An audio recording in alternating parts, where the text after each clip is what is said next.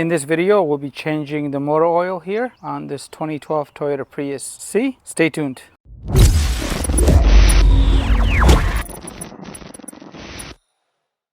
Hey Ranifix, what was the very first thing you serviced on a vehicle? The very first item I serviced on a vehicle was the oil. Why? Because the engine oil is very easy to do and I could quickly verify that it's done correctly. Oh, that makes sense. Whenever I become a technician, I want to do a lot of oil changes too. Hey everybody, welcome back to the channel. So we're going to change the motor oil here on the Toyota Prius C. So let me go ahead and get this inside the garage and then we can go ahead and start the oil change. If you need help with jacking up the vehicle or driving it on ramps, I'll leave you guys a couple of videos in the video description box down below that will help you do that.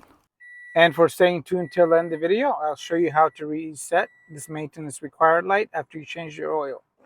Before we start, let me let you know what tools and oil and filter you're going to need.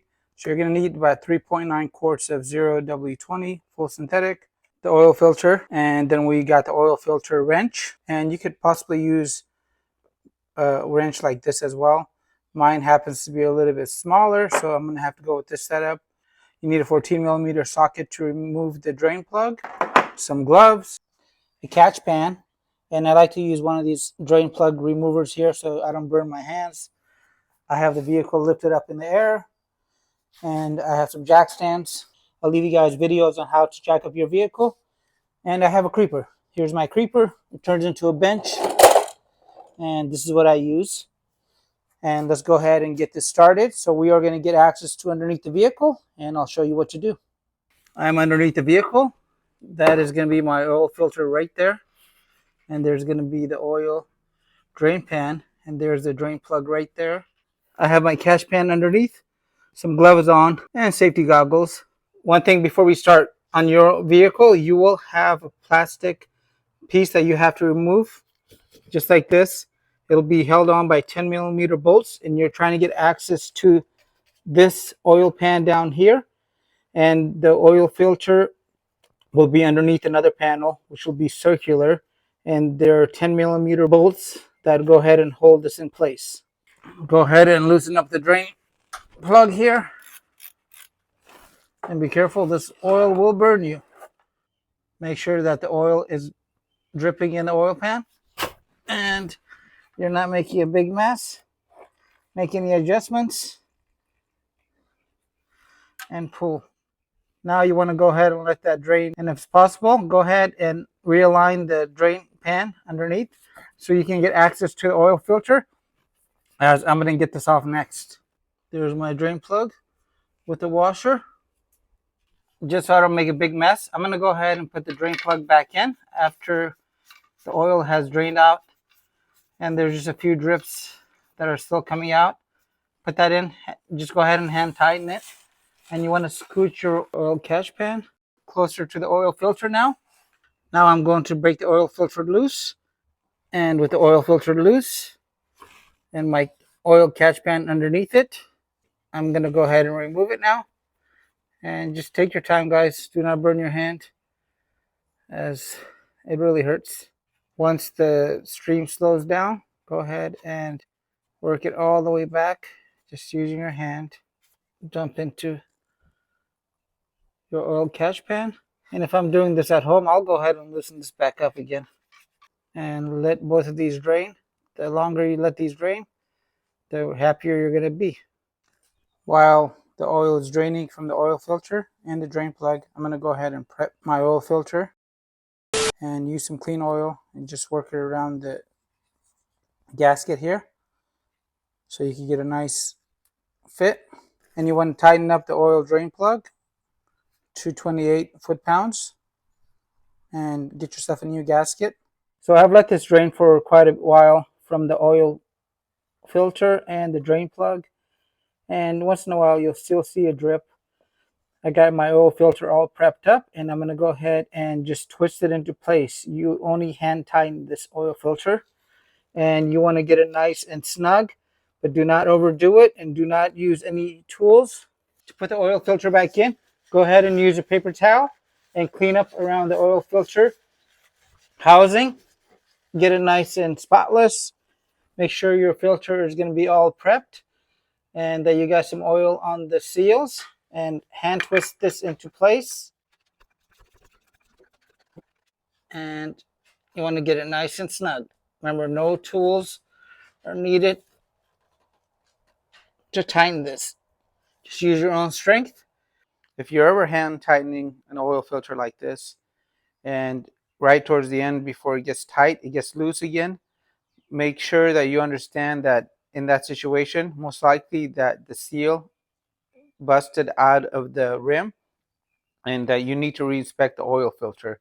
This happened to me at a very early age, and all the oil will just end up on the ground. So as a helpful tip, make sure that the pressure is constant, and if you feel any slippage, something is wrong. And when you first feel it, it's okay. You can go ahead and back the oil filter off and just make sure that that seal is still in place and it is not torn or damaged.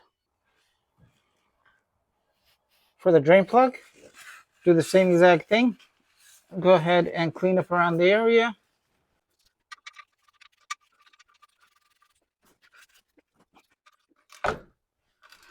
And tighten to about 28 foot-pounds.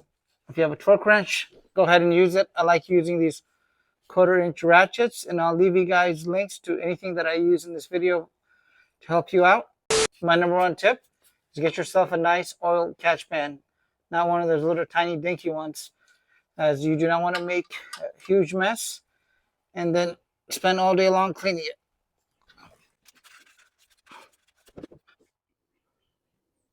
And before I lower the vehicle, I actually like to put about 3.5 quarts of oil into my vehicle so I can verify there are no leaks, especially with these twist-on oil filters. And I like to take my oil cap, put it where the engine hood latch is going to go. So in case I do forget this, when I go to close the lid, it'll break and I'll know something's not right, and it'll save me from blowing my engine. It's an extra step that can definitely save you when done all the time.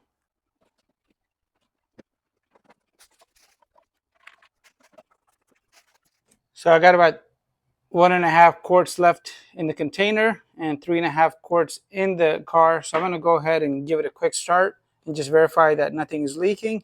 Now I'll go ahead and start the vehicle for 10 seconds and verify nothing is leaking on the ground. All good, nothing's leaking. Now that I have started my vehicle and verified that there's no leaks, I'm going to go and lower the vehicle down.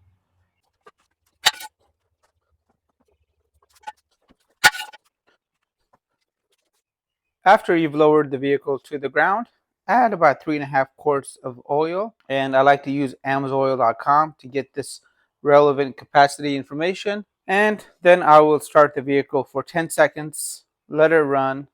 And when you first start the vehicle, pay special attention to the dash.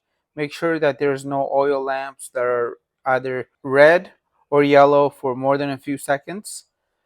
And wait 10 minutes. And after 10 minutes, you can get a more accurate reading of the oil level. After 10 minutes, this is the oil reading. I still need to add some oil. The oil is right there in the middle between the two dots. And now the oil level is right towards the top.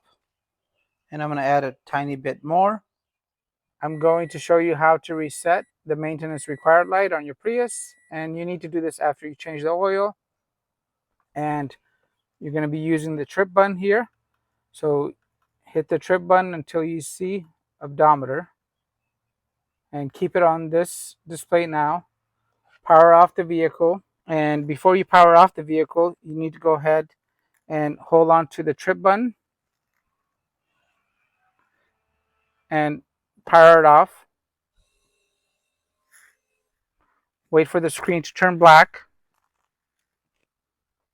Now I'm going to go ahead and tap this button twice, keep my foot off the gas pedal, and then once the screen is on, I'm going to hit this button 3 times. 1, 2, now 1, 2, 3. Look at the screen here. You'll see that it's counting down. And there you go. It has now reset. And these Prius Cs are pretty cool. And you can get a really nice Android stereo like this that has navigation, a backup camera, and it will work with Android and iPhone. And I bought this for under $70, and it came with the whole bezel, and it was already pre-wired. And I'll leave you guys a video in the description box down below.